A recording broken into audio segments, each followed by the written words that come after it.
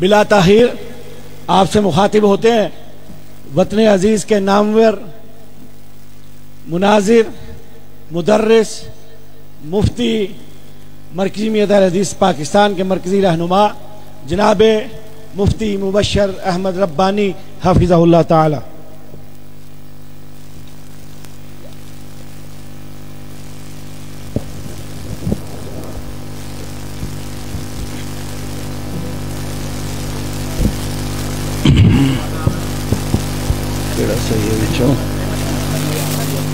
یہ والا السلام علیکم ورحمۃ اللہ وبرکاتہ۔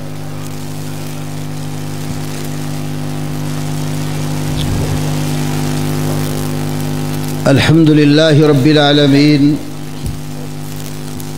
والصلاة والسلام علی خاتم الانبیاء والمرسلین وعلى آلہ وصحابہ وازواجہ وذریاتہ الطیبین الطاہرین المغفورین،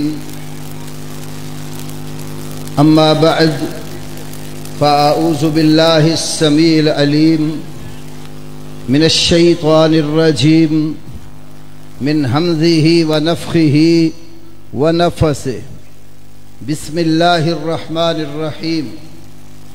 والسابقون الأولون من المهاجرين والأنصار والذين اتبعوهم بإحسان رضي الله عنهم ورضوا عنه، وقال النبي صلى الله عليه وسلم لا تسبوا أصحابي فلو أن أحدكم أنفق مثل أحد ذهبا ما بلغ مد احدهم ولا نصيفه او كما قال النبي صلى الله عليه وسلم۔ رب اشرح لي صدري ويسر لي امري واحلل عقدة من لساني يفقهوا قولي۔ قابل احترام علماء کرام اور اہل حدیث یوتھ فورس کے قائدین، مرکزی جمعیت اہل الحدیث کے علماء اور زعماء، معززات ماؤں، بہنوں اور بیٹیوں، آج کا یہ پروگرام رسول مکرم صلی اللہ علیہ وسلم کے صحابہ کرام رضوان اللہ علیہم اجمعین کی عزت، عفت، عصمت، عظمت اور ان کے دفاع کے لیے منعقد کیا گیا ہے۔ اس وطن عزیز میں اسی محرم الحرام کے مہینے میں کچھ بدبخت لوگوں نے سر عام سیدنا صدیق اکبر رضی اللہ تعالی عنہ کی تکفیر کی، سیدنا امیر معاویہ اور سیدنا ابو سفیان رضی اللہ عنہما پر تبرہ کیا۔ یاد رکھو فضائل تو آپ نے اپنے علماء سے ابھی تک بہت سنے، میں چند ایک گزارشات آپ کے سامنے رکھنا چاہوں گا۔ سب سے پہلے یہ بات ذہن میں بٹھا لیجئے، یہ گروہ جو رسول اللہ صلی اللہ علیہ وسلم کے صحابہ کی دشمنی پر اپنی زبان کو کھولتا ہے، اس کا اسلام کے ساتھ کوئی تعلق نہیں ہے۔ امام ابن تیمیہ رحمہ اللہ نے اپنے فتاوی کے اندر ذکر کیا ہے، یہود و نصارہ سے بدتر ہیں وہ لوگ جو رسول اللہ کے صحابہ پر طعن کرتے ہیں۔ اس لیے یہودیوں سے پوچھا جائے تمہارے پیغمبر کے بعد افضل کون لوگ ہیں؟ یہودی کہتے ہیں موسیٰ علیہ السلام کے اصحاب افضل تھے۔ عیسائیوں سے پوچھا جائے کہ مسیح علیہ السلام کے بعد افضل کون لوگ ہیں؟ مسیح آپ کو یہ کہیں گے کہ عیسیٰ علیہ السلام کے بعد افضل عیسیٰ علیہ السلام کے اصحاب تھے۔ اور یہ بدترین گروہ ایسا ہے، ان سے اگر پوچھا جائے کہ محمد الرسول اللہ صلی اللہ علیہ وسلم کے اصحاب کا کیا مقام ہے، یہ کہتے ہیں کہ رسول اللہ کی وفات کے بعد اسلام سے سارے ہی پھر گئے تھے، مرتد ہو گئے تھے، صرف 3 صحابہ بچے تھے۔ ملا یعقوب کلینی نے اپنی کتاب الروضہ من القافی میں یہ بات لکھی ہے کہ رسول اللہ کی وفات، امام بخاری رحمہ اللہ نے اپنی کتاب خلق و افعال العباد میں لکھا ہے، لا ابالی ان یصلی خلف الجہمیہ والرافضیہ او الیہودیہ والنصرانیہ، کہ مجھے اس بات کی کوئی پرواہ نہیں ہے کہ کسی جہمی یا رافضی کے پیچھے نماز پڑھی جائے یا یہودی اور عیسائی کے پیچھے پڑھی جائے۔ یہ گروہ ایسا بدترین گروہ ہے کہ سر عام اپنی مجالس میں رسول اللہ صلی اللہ علیہ وسلم کے صحابہ کو دشنام دیتا ہے۔ اور یاد رکھو صحابہ پر تبرہ کس شخص نے پہلے ایجاد کیا تھا؟ وہ بھی یہ۔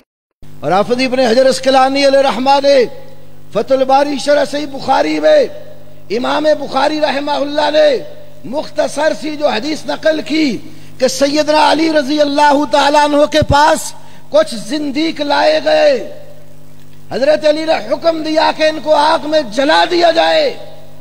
کون تھے وہ زندیق؟ فتح الباری شرح صحیح بخاری میں اور امام ابو طاہر المخلص کی کتاب المخلصیات کی جلد 100 میں لکھا ہے، سیدنا علی مرتضی رضی اللہ تعالی عنہ کوفہ کی جس جامع مسجد میں خطبہ ارشاد فرماتے تھے، انہیں پتا چلا کہ یہاں کچھ لوگ ایسے ہیں جو میری محبت کا دعویٰ کر کے میری الوہیت کی بات کرتے ہیں، اور یوشع بن نون کے بارے میں کہا کرتے تھے کہ موسیٰ علیہ السلام کے وصی وہ ہیں اور محمد رسول اللہ صلی اللہ علیہ وسلم کے وصی آپ کے بعد علی ابن ابی طالب ہے۔ حضرت علی نے حکم دیا اس طرح کے لوگ جہاں بھی پکڑے جائیں گرفتار کر کے لایا جائے۔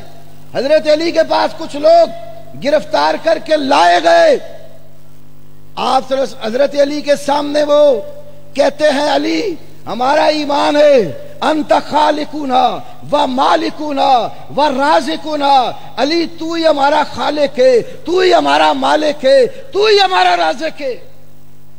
آج بھی یہ گروہ علی اللہ والے موجود ہیں، بہت ساری ویڈیوز نیٹ پر پڑی ہوئی ہے جن میں کھل کر وہ لوگ حضرت علی کو اللہ کہتے ہیں، تو حضرت علی کے سامنے کہتے ہیں علی تو ہمارا خالق ہے، تو ہمارا مالک ہے، تو ہمارا رازق ہے۔ حضرت علی نے سمجھایا، او اللہ کے بندو، انا عبد مثلکم آکلو کما تاکلون واشربو کما تشربون، کہ میں جس طرح تم اللہ کے بندے ہو، میں علی بھی اللہ کا بندہ ہوں، جیسے تم کھاتے ہو ایسے میں ہی کھاتا ہوں، جیسے تم پیتے ہو میں بھی اسی طرح ہی پیتا ہوں، میں اللہ نہیں ہوں۔ حضرت علی کے سمجھانے پر باز نہیں آئے، آپ نے چھوڑ دیا۔ اگلے دن پھر پکڑ کر لائے گئے، پھر حضرت علی نے حجت تمام کرتے ہوئے ان کی نفی کی، پھر چھوڑ دیا، نہیں مانے۔ تیسرے دن پھر لائے گئے، پھر حضرت علی نے یہی بات سمجھائی، نہیں مانے۔ پھر حضرت علی نے حکم دیا آگ جلائی جائے، آگ جلا کر حضرت علی نے ان کو آگ میں جھونک دیا۔ یہ وہ سبائی گروہ تھا جنہوں نے حضرت علی کی الوہیت کا دعویٰ بھی کیا اور صحابہ پر طعن و تشریح بھی جاری کی، اور آج اسی کے ماننے والے سر عام یہ باتیں کرتے ہیں اور حب علی کا دعویٰ کر کے حضرت علی کے منہج سے انحراف کرتے ہیں۔ آل بیت کا یہ عقیدہ نہیں تھا جو عقیدہ آج کے رافضی کا ہے۔ میں اس باس میں ابھی نہیں پڑھتا کہ آل بیت سے مراد کون کون لوگ ہیں، میں صرف یہی بات کرتا ہوں کہ جن کو یہ اہل بیت مانتے ہیں، کیا صحابہ کے بارے میں ان کا یہی عقیدہ تھا؟ آئیے نہج البلاغہ شیعہ حضرات کی سب سے معتبر کتاب، جس میں حضرت علی کے خطبات کا ذکر کیا گیا ہے، یہ میرے ہاتھ میں قم کی چھپی ہوئی کتاب نہج البلاغہ ہے اور صفحہ نمبر 143 ہے. اس پر ہیڈنگ اور سرخی ہے اصحاب رسول اللہ صلی اللہ علیہ وسلم کہ رسول اللہ صلی اللہ علیہ وسلم کے صحابہ کون تھے. حضرت علی فرماتے ہیں لقد رأیت اصحاب محمد صلی اللہ علیہ وآلہ وسلم، میں نے رسول اللہ صلی اللہ علیہ وسلم کے صحابہ کرام کو دیکھا ہے. فما ارى احدا يشبههم منكم، تم میں سے کوئی شخص بھی رسول اللہ کے صحابہ جیسا نہیں ہے. لقد كانوا يصبحون شعثا غبرا، وہ جب صبح اٹھتے تھے بکھرے ہوئے بال غبار آلود. وقد باتوا سجدا وقیاما، راتوں کے وقت اللہ کے حضور لمبے لمبے قیام اور سجدہ کیا کرتے تھے. وہی بات جو اللہ نے اپنے قرآن میں ذکر کی، محمد الرسول اللہ والذین معہ اشداء علی الکفار رحماء بینہم تراہم رکعا سجدا. صحابہ کو دیکھنا ہے، قرآن میں دیکھو. قرآن کہتا ہے میرے نبی کے صحابہ اللہ کے آگے رکوع کرنے والے، اللہ کے آگے سجدے کرنے والے. وہ رکوع سجدے کیوں کرتے تھے؟ یبتغون، وہ کیا چاہتے تھے؟ وہ کس چیز کے متلاشی تھے؟ اپنے رکوع اور سجدوں کے ساتھ اللہ کا فضل اور اس کی رضامندی چاہتے تھے. یہی بات حضرت علی کہتے ہیں وقد باتوا سجدا وقیاما، وہ راتوں کے وقت لمبے لمبے سجدے کرتے تھے اور اللہ کے حضور قیام کرتے تھے. اور یراوہون بین جباہہم وخدودہم، اور اپنی پیشانیوں اور رخساروں کے درمیان راحت کرتے، راتیں بس گزارتے. اور کہتے ہیں ان کے ماتھوں کے اوپر لمبے لمبے سجدوں کی وجہ سے سجدوں کے نشانات پڑے ہوئے ہیں. سیماہم فی وجوہہم من اثر السجود. اور پھر کہتے ہیں اذا ذکر اللہ حملت اعینہم حتی تبل جیوبہم، جب اللہ کا ذکر کیا جاتا تھا ان کی آنکھوں سے آنسو بہ پڑتے تھے، حتیٰ کہ ان کے گریبان آنکھوں سے نکلنے والے آنسوؤں سے تر ہو جاتے تھے اور اللہ کے خوف سے اس طرح لرز جاتے تھے. مادو کما یمید الشجر یوم الریح العاصف، جس دن تند و تیز آندھی چلتی ہے اور درختوں کے پتے دائیں بائیں جھک جاتے ہیں، وہ اللہ کے عذاب سے جس طرح درخت آندھیوں میں لرزتے ہیں، اللہ کے عذاب سے اس طرح ڈرا کرتے تھے. ورجاء الثواب، اور اللہ پاک سے ثواب کی امید رکھتے تھے. اسی طرح اسی نہج البلاغہ میں حضرت علی رضی اللہ تعالی عنہ نے اصحاب رسول کی عظمت بیان کرتے ہوئے یہ بات بھی نقل کی ہے. وہ اپنی محبت کا دم بھرنے والے شیعان علی کو مخاطب ہو کر کہتے ہیں این القوم الذین دعوا الی الاسلام فقبلوه، اور میری محبت کا دعویٰ کرنے والوں دیکھو آج وہ لوگ کہاں ہیں جنہیں اسلام کی دعوت دی گئی تھی، انہوں نے اسلام کو قبول کیا تھا. وَقَرَأُوا الْقُرْآنَ فَأَحْكَمُوهُ، انہوں نے قرآن کی تلاوت کی تھی، قرآن پڑھا تھا اور قرآن پاک کے احکامات کو پختہ کیا تھا. وَهِجُوا إِلَى الْجِهَادِ فَوَلَهُ وَلَهَ اللِّقَاهِ إِلَى أَوْلَادِهَا، جب انہیں اللہ کی راہ میں کٹنے کے لیے، جہاد کے لیے دعوت اور ترغیب دی جاتی تھی، جیسے دودھ دینے والی اونٹنی اپنے بچوں کو دیکھ کر محبت اور پیار کے ساتھ ان کی طرف دوڑ کے آتی ہے، وہ رسول اللہ کے دین پر جانیں قربان کرنے کے لیے اسی طرح شوق کے ساتھ اور محبت کے ساتھ دوڑ کے آتے تھے. وَأَخَذُوا بِأَطْرَافِ الْأَرْضِ زَحْفًا زَحْفًا، انہوں نے زمین کے چپے چپے کو دین اسلام کے لیے لیا. اور پھر وہ اللہ کے حضور روتے بھی تھے اور راتوں کے وقت قیام کرتے تھے، جس کی وجہ سے ان کے چہرے عبادت کر کر کے زرد ہو چکے تھے. دن کو روزے رکھتے تھے، روزوں کی وجہ سے ان کے پیٹ بھوک اور پیاس سے ہمیشہ اسی حال میں ہوتے تھے کہ کھانے کو کچھ نہیں ہوتا تھا.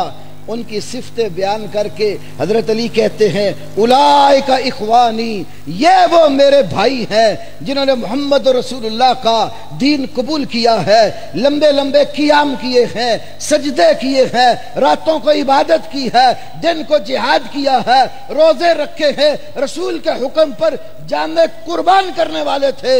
تیسرا حوالہ اسی نہج البلاغہ میں لکھا ہے، حضرت علی نے امیر معاویہ رضی اللہ تعالی عنہ کو ایک خط لکھا اور اس خط میں لکھا معاویہ میری بیعت ان لوگوں نے کی ہے جنہوں نے ابو بکر و عمر کی بیعت کی ہے، اور انما الشورى للمہاجرین والانصار والذین اتبعوہم باحسان، یاد رکھو مجلس شورا جو خلافت کا، ولایت کا اور حکومت کا انتخاب کرتی ہے وہ مہاجرین اور انصار کی ہے۔ انما الشورى للمہاجرین والانصار وان اجتمعوا على رجل وسموه اماما، اگر مہاجرین اور انصار کسی شخص کے امامت پر، خلافت پر جمع ہو جائے اور اس کو اپنا امام بنا لے، کان ذالک للہ رضا، اس میں اللہ کی رضامندی ہوتی ہے۔ علی کا ایمان تو یہ ہے کہ مہاجرین و انصار نے جس کو خلافت کے لیے چنا ہے اس کی خلافت اللہ کی رضا کے مطابق ہے۔ تو صدیق اکبر کی خلافت کا انعقاد کنہوں نے کیا؟ مہاجرین و انصار نے۔ حضرت عمر کی خلافت، حضرت عثمان کی خلافت، حضرت علی کی خلافت کا انتخاب مہاجرین و انصار نے کیا۔ اس سے یہ بھی معلوم ہوتا ہے شیعہ کا عقیدہ امامت بالکل باطل ہے۔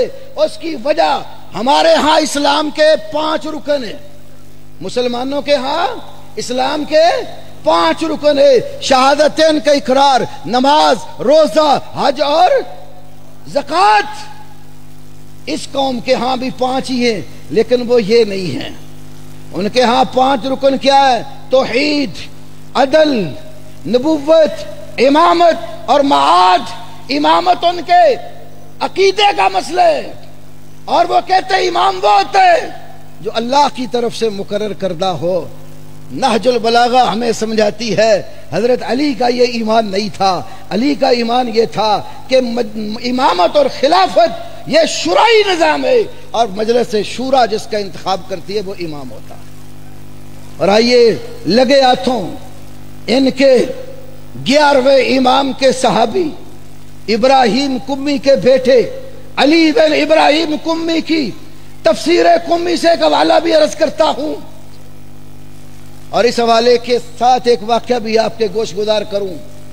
ہماری جماعت کے بڑے معروف ترین محدث اور مناظر جامعہ سلفیہ فیصل آباد کے کسی دور میں شیخ الحدیث مولانا محمد صدیق کرپالوی رحمت اللہ علیہ سن 1986 اور 87 میں میرے جامعہ سلفیہ میں پڑھتا تھا۔ شیخ بیمار تھے، میں ان کے گھر بیمار پرسی کے لیے گیا تو شیخ سے ہم نے کہا آپ اپنی زندگی کے کوئی نادر قسم کے واقعات ہمارے سامنے رکھے۔ 2 واقعات انہوں نے ذکر کیے، دونوں کا تعلق شیعہ کتب سے ہے، میں آپ کے گوش گزار کرتا ہوں تاکہ آپ کو اہل بیت کا عقیدہ بھی معلوم ہو اور دشمنان اہل بیت اور دشمنان صحابہ کی روش بھی معلوم ہو۔ ضلع مظفر گڑھ میں شیعہ حضرات کے ساتھ ایک مناظرہ طے ہو گیا۔ دیوبندی علماء کا مولانا عبدالستار توسوی اور مولانا دوست محمد قریشی، یہ دیوبند کے علماء مناظرہ طے کر بیٹھے، اور شیعہ حضرات کی طرف سے مولوی اسماعیل گوجرے والا جو ان کا بڑا مناظر سمجھا جاتا تھا وہ تھا۔ تو مولانا صدیق فرماتے ہیں دیوبندی میرے پاس آئے اور آ کر مجھے کہنے لگے حضرت شیعہ حضرات کے ساتھ مناظرہ طے ہو گیا ہے، آپ ہمارے ساتھ چلیں۔ کہتے ہیں میں جانے کے لیے تیار ہوا، میری جماعت کے لوگوں نے مجھے کہا مولانا آپ مناظرے کے لیے نہ جائیں، مناظرہ جیت آپ لیتے ہیں اور نعرے یہ لوگ اپنے مسلک کے مار لیتے ہیں، تو آپ نہ جائیں۔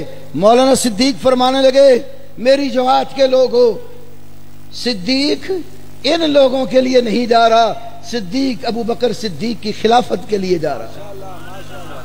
گئے، اس زمانے میں آمنے سامنے سٹیج لگ جاتے تھے، آج کی طرح کا قتل و غارت کا دور نہ تھا، سٹیج لگ گیا، ایک جانب مولوی اسماعیل اپنے ساتھیوں کے ساتھ سٹیج سٹا کے بیٹھ گیا، دوسری جانب مولانا صدیق کرپالوی اور عبدالستار تونسوی دوست مند قریشی بیٹھ گئے۔ مولوی اسماعیل نے پھرتی کا مظاہرہ کرتے ہوئے اپنی جگہ سے اٹھ کر کہا، سنیو، اگر 4 شرطوں کے ساتھ ابو بکر کی خلافت ثابت کر دو، میں 100 روپیہ انعام بھی دوں گا، تمہارے ہاتھ پہ بیعت بھی کر لوں گا۔ اس زمانے میں 100 روپے کی بڑی بقت تھی۔ مولانا صدیق فرماتے ہیں مولوی اسماعیل بول کیا کہتا ہے؟ کہنے لگا پہلی شرط یہ ہے اللہ نے کہا ہو، دوسری شرط یہ ہے زبان رسالت سے الفاظ نکلے ہوں، تیسری شرط یہ ہے ابو بکر کا نام لے کر کہا ہو کہ میرے بعد خلیفہ یہ ہے، چوتھی شرط یہ کتاب شیعہ کی ہو۔ مولانا صدیق صاحب کھڑے ہو گئے اپنی جگہ پر، کہنے لگے مولوی اسماعیل مجھے تیرا چیلنج قبول ہے، یہ جو 100 روپے کا چیلنج دیا نکال کے میدان میں رکھ، تیری 4 شرطوں کے مطابق میں خلافت صدیقی ثابت کرتا ہوں۔ تو وہ ویسے ہی بڑکیں جیسے مولوی آ کر مارتے ہیں، 1 لاکھ انعام دوں گا، 10 لاکھ دوں گا، جیب خالی بیچاروں کی ہوتی ہے، پیسے اس کے بعد نہیں تھے، لوگوں نے تالیاں بجا دی، وہاں ہی اس کا سبکی ہو گئی۔ مولانا صدیق کہتے ہیں دیکھ سورہ تحریم ہے قرآن کی، اللہ کا قرآن کہتا ہے وَإِذَا سَرَّ النَّبِيُّ إِلَىٰ بَعْضِ أَزْوَاجِهِ حَدِيثًا، وہ وقت یاد کرو جب اللہ کے نبی نے اپنی بیویوں میں سے کسی ایک بیوی کے پاس اپنی حدیث کو، اپنی بات کو راز کے طور پر رکھا۔ وہ راز کیا تھا؟ کہتے ہیں وہ سن لے، تیرے مذہب کی معتبر کتاب سے پیش کرنے لگا ہوں۔ ایک دن نبی علیہ السلام سیدہ حفصہ رضی اللہ تعالی عنہا کے گھر تشریف لائے، وہ گھر میں نہ تھی، آپ کے پاس آپ کی باندی ماریا قبطیہ آ گئی، آپ اس سے محو گفتگو تھے۔ دوران گفتگو امی حفصہ رضی اللہ تعالی عنہا آ گئی، دیکھ کر ناراض ہوئی، یا رسول اللہ میرے گھر میں اور میری باری میں۔ آپ نے فرمایا حفصہ ناراض نہ ہو، میں تجھے ایک راز کی بات کہتا ہوں، کسی کو خبر نہ کرنا۔ فرمایا کیا راز ہے؟ آپ نے فرمایا حفصہ ان ابا بکر یلی الخلافت من بعدی ثم من بعدہ ابوک عمر، بے شک میرے بعد متصل خلافت کا والی ابو بکر صدیق ہوگا اور اس کے بعد تیرا باپ عمر ہوگا۔ سیدہ حفصہ نے کہا من انبا کا حاضر، آپ کو یہ خبر کس نے دی ہے؟ تو اللہ کے نبی نے فرمایا قالا نبعنی العلیم الخبیر، مجھے اللہ علیم و خبیر نے بتایا ہے۔ مولانا صدیق فرماتے مولوی اسماعیل دیکھ، اللہ بتا رہا ہے، نبی محمد کریم کی زبان سے نام آیا ہے صدیق اکبر کا، تو نے ایک کی خلافت مانگی، میں 7 عمر کی خلافت بھی تمہیں دے رہا ہوں، اور کتاب بھی تیرے مذہب کی معتبر علی بن ابراہیم قمی کی تفسیر قمی ہے۔ اور میں اپنے علماء اور خطباء سے کہتا ہوں، یہ آج جو تفسیر قمی کا نسخہ انہوں نے چھاپا ہے، اس میں اس حوالے میں گڑبڑ کر دی ہے، وہ بھی میرے پاس موجود ہے اللہ کی توفیق سے، اور پرانا نسخہ بھی جس میں صحیح حوالہ موجود ہے وہ بھی میرے مکتبے میں موجود ہے۔ تو اہل بیت کا عقیدہ، کیونکہ یہ کہتے ہیں نا کہ 12 امام معصوم من الخطا، نبی صلی اللہ علیہ وسلم کے بعد 12 بالکل خطاؤں سے پاک اور مبرہ، بلکہ بعد دریدہ دہن آج کر یہ بھی کہہ رہے کھول کر کہ یہ 12 نبیوں سے بھی اعلیٰ ہے۔ انشاءاللہ اس کا بھی کوئی موقع آیا، وقت چونکہ تھوڑا ہے، میں دلائل کے ساتھ آپ کے سامنے کبھی موقع ملا تو ان کا یہ کفر بھی واضح کر دوں گا کہ نبی کے اوپر غیر نبی کو افضل کہنا یہ بھی کفر ہے، اور ان کے کفریات میں سے ایک ہے۔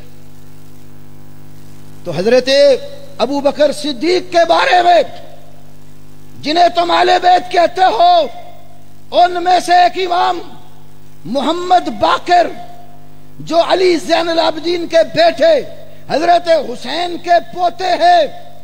تمہاری کتاب کشف الغمہ جلد نمبر 1 میں لکھا ہے امام محمد باقر سے کسی نے مسئلہ پوچھا. یہ جو تلوار ہوتی ہے یہ بھی مولانا صدیق صاحب نے واقعہ بیان کیا. جب وہ شیعہ کی مجلس میں شیعہ ایک نے چیلنج کیا کہ اگر کوئی تو ادھر سنا مولوی کو صدیق رہتا ہے, اگر ابو بکر کو صدیق مانتا ہے تو میرے سامنے آ کر ابو بکر کی صداقت پیش کرے. مولانا اسی وقت اٹھے, قمیض بھی نہیں پہنی, بنیان پہنی ہوئی تھی اور ریوالور کندھے پر تھا اور کشف الغمہ شیعہ کی کتاب ہاتھ میں, ساتھ ہی ہم فیصل آباد میں امین پور بازار والی مسجد کے ساتھ اگلی گلی میں شیعوں کا امام باڑہ تھا جہاں پر ذاکر تقریر کر رہا تھا. مولانا نے اس کا یہ چیلنج سنا, اسی حال میں اٹھے اور شیعہ کے سٹیج پہ چڑھ گئے اور وہاں جا کر سپیکر لے لیا.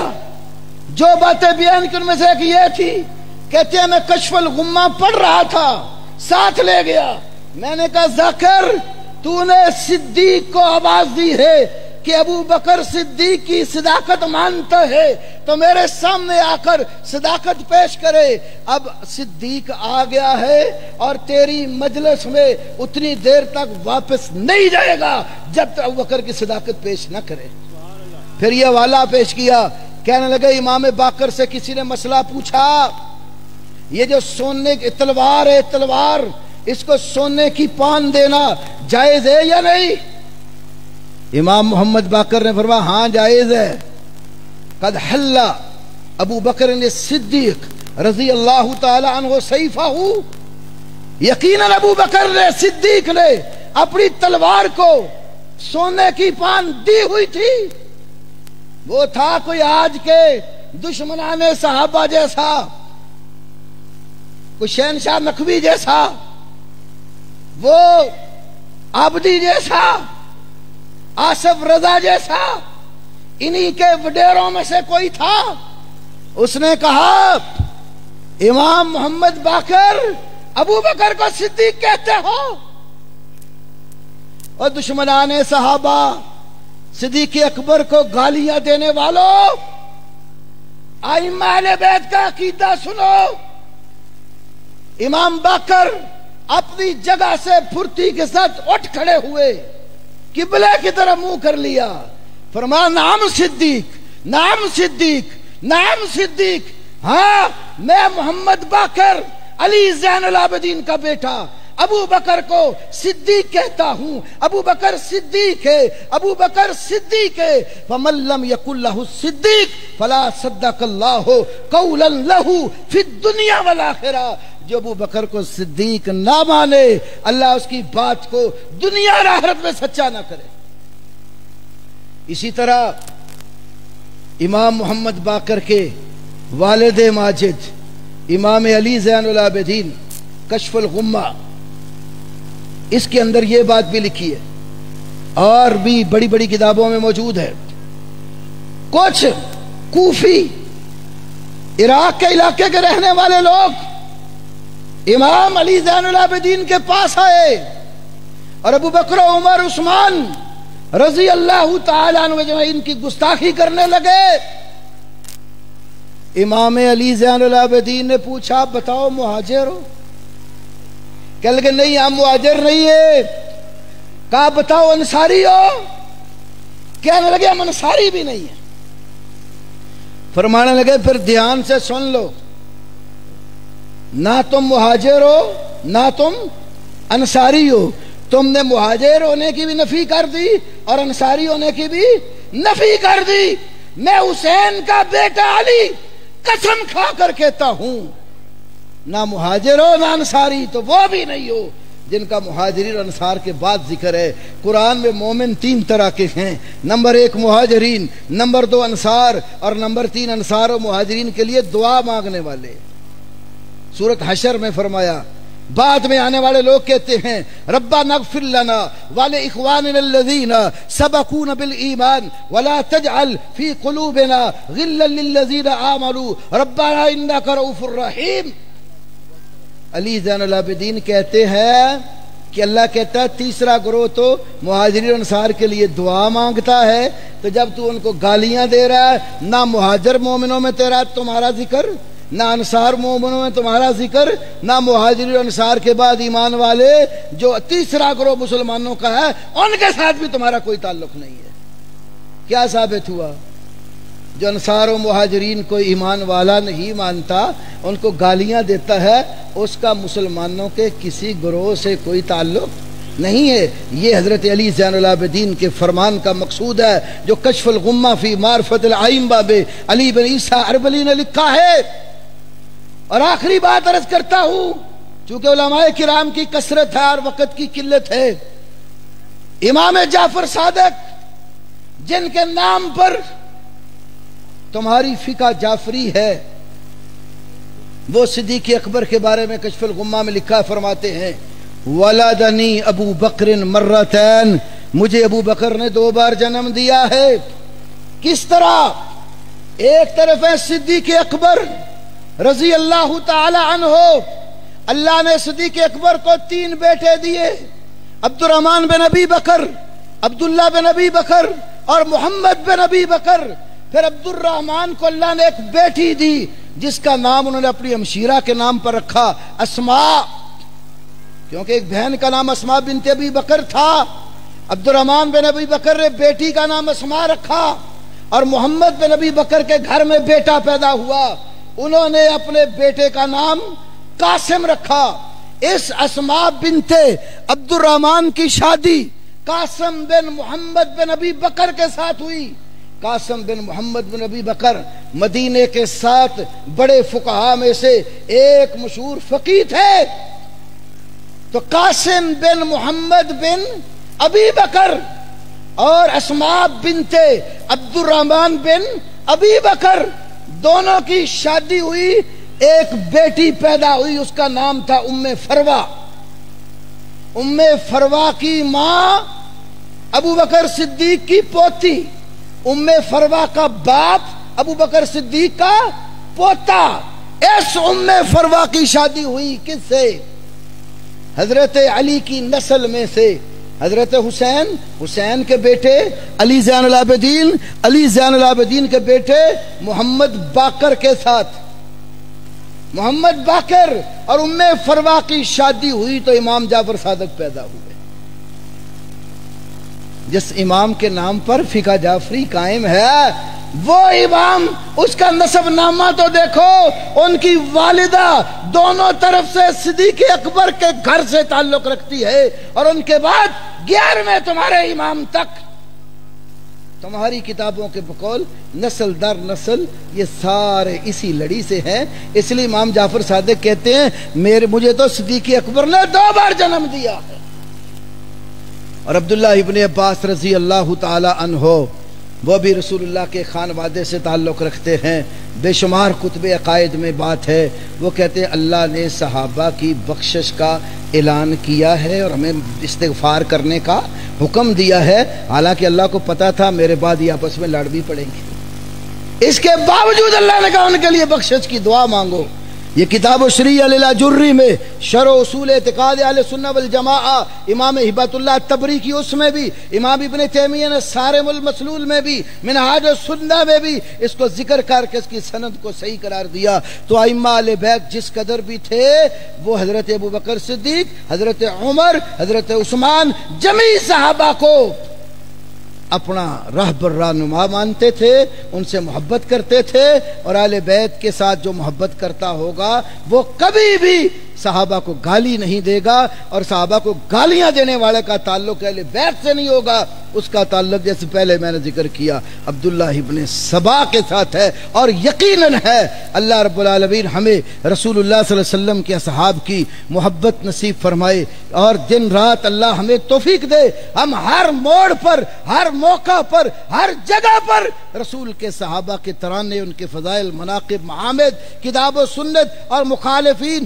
دشمنان صحابہ کی کتابوں سے دنیا کے سامنے رکھتے رہیں۔ اللہ تبارک و تعالی ہمیں اصحاب رسول کی محبت میں زندہ رکھے اور اسی پر ہماری موت آئے، اور کل ہمارا حشر بھی ابو بکر و عمر، عثمان و علی، طلحہ و زبیر، سعد و سعید اور تمام مہاجر و انصار کے ساتھ ہو۔ وآخر دعوانا الحمدللہ۔